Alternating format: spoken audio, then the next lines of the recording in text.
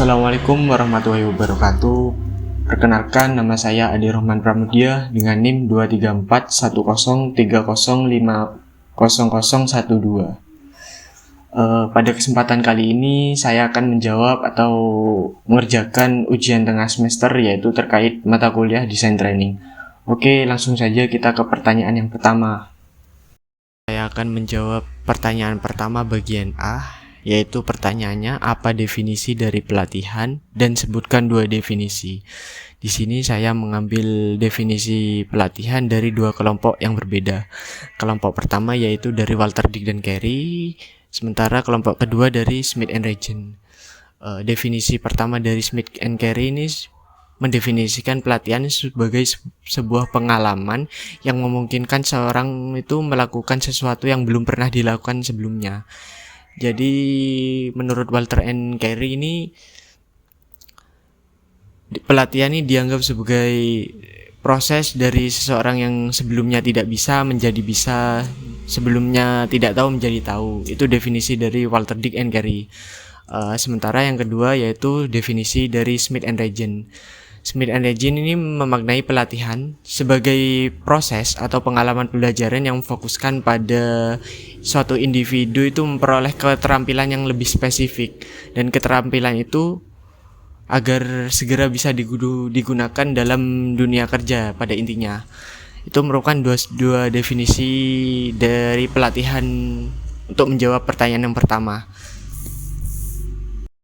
Baik, di sini saya akan menjawab pertanyaan pertama, yaitu bagian B, yaitu pertanyaannya bagaimana Anda memaknai sebuah pelatihan. Saya memaknai sebuah pelatihan sama dengan yang dikemukakan oleh Smith and Regent, yaitu pelatihan itu proses untuk mendapatkan pengetahuan, proses untuk meningkatkan pengetahuan dan keterampilan, di mana keterampilan itu digunakan untuk meningkatkan kinerja. Jadi saya memaknai sebuah pelatihan itu demikian, untuk meningkatkan keterampilan demi meningkatkan kinerja dalam suatu pekerjaan. Baik, saya akan menjawab pertanyaan kedua bagian A. Pertanyaannya yaitu apa manfaat dari diadakannya suatu program pelatihan. Manfaat dari program pelatihan ini yang ada beberapa manfaat. Yang pertama yaitu meningkatkan kinerja karyawan, lalu meningkatkan produktivitas, lalu yang ketiga meningkatkan motivasi karyawan, lalu yang terakhir yaitu agar perusahaan tetap dapat bersaing. Itu merupakan manfaat dari diadakannya suatu program pelatihan. Baik, di sini saya akan menjawab pertanyaan kedua bagian B. Pertanyaan yang kedua yaitu hambatan apa saja yang sering muncul ketika suatu program pelatihan dilaksanakan. Dalam pelaksanaan program pelatihan pasti ada hambatan-hambatan yang muncul. Hambatan yang muncul ini diantaranya yaitu desain program pelatihan itu tidak sejalan dengan visi misi perusahaan. Itu yang pertama. Lalu yang kedua yaitu adanya kesenjangan keterampilan. Jadi antar karyawan itu ada perbedaan kualitas. Terus yang ketiga itu teknologi yang kurang atau fasilitas yang kurang memadai dalam diadakannya program pelatihan. Terus yang terakhir yaitu pemilihan model yang tidak tepat dalam menjalankan program pelatihan. Itu merupakan jawaban dari nomor 2 yang B. Baik, saya akan menjawab pertanyaan yang ketiga bagian A.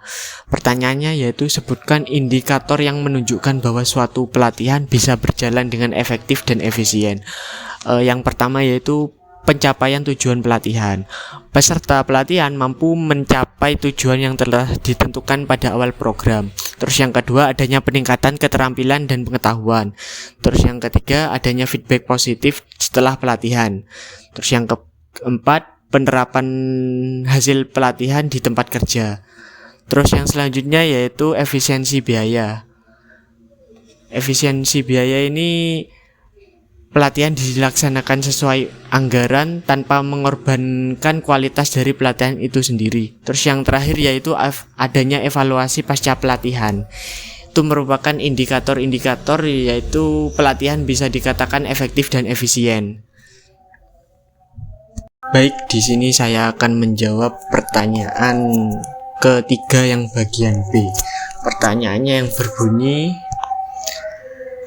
apa saja yang harus dipenuhi untuk menciptakan suatu program pelatihan yang efektif? Oke. Untuk mencapai program pelatihan yang efektif, beberapa syarat penting yang harus terpenuhi, yaitu yang pertama yaitu melakukan analisis kebutuhan pelatihan.